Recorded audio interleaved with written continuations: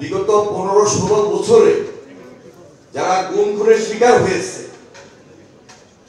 এবং বিগত জুলাই আন্দোলনে যারা শহীদ হয়েছে,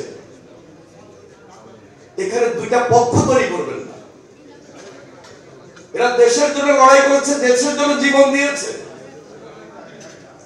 আমরা অনেকে শহীদ হতে পারতাম, আমরা কিন্তু গান পয়েন্টে হাসিনার অত্যাচারের বিরুদ্ধে দাঁড়িয়েছি। আমি যখন দেখি গতকালকে ফরাদ বাজার সাহেব তিনি তার বক্তব্যে এমন ভাবে কথাগুলো বলছেন যে মনে হয় যে এই দেশে তার নমিনেটেড কিছু লোক শুধু আন্দোলন করেছে, আর কেউ আন্দোলন করে নাই।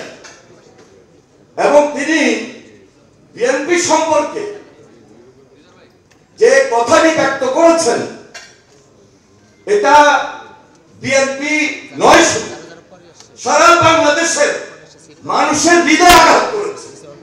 এবং আমি মনে করি এই বক্তব্যের কারণে যারা এই বাংলাদেশের বিরুদ্ধে ষড়যন্ত্র করেছিল তারা সুযোগ পাচ্ছে।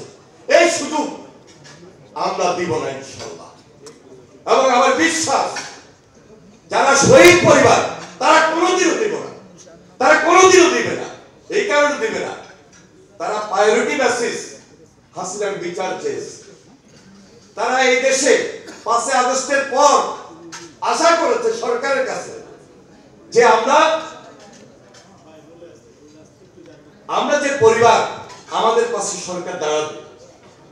কিন্তু যৎসামান্য এবং একটা বৈরিতা ভাব মনে হয় যে কোন রকমে এই পরিবারগুলোকে বিদায় দেওয়ার চেষ্টা করছে। আমি আজকে অভয় দিতে চাই, এই বাংলাদেশে খুব শীঘ্রই একটা নির্বাচন সরকার দিতে বাধ্য হবে এবং এই নির্বাচনের মধ্য দিয়ে জনগণের সরকার প্রতিষ্ঠিত হবে। যে সরকারের নেতৃত্ব আগামীতে বাংলাদেশ জাতীয়তাবাদী দল দিবে। এবং আজকে আমাদের ভারপ্রাপ্ত চেয়ারম্যানের দৃষ্টি আকর্ষণ করে আমি বলছি, আমাদের মধ্যে কোন বৈরিতা থাকবে না। 16 বছরে যারা গুম খুনের শিকার হয়েছে, যে পরিবারগুলো আজকে সারা বাংলাদেশে বিভিন্ন জেলায় আছে, এখানেও আছে, এবং বিগত জুলাই আন্দোলনে যারা শহীদ হয়েছে, সবাইকে আমরা অভয় দিতে চাই। প্রত্যেকটা পরিবারের পাশে তারেক রহমান আছে এবং থাকবে, বিএনপি আছে এবং থাকবে, এবং আমরা বিএনপি পরিবার এই দায়িত্বটুকু গ্রহণ করবে ইনশাআল্লাহ।